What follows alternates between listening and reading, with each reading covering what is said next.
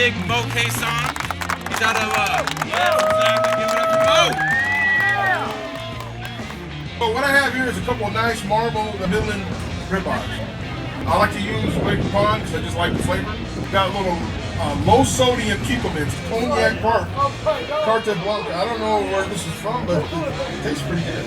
You can get one bunch of green onions. Get yourself 2 sticks of Irish butter.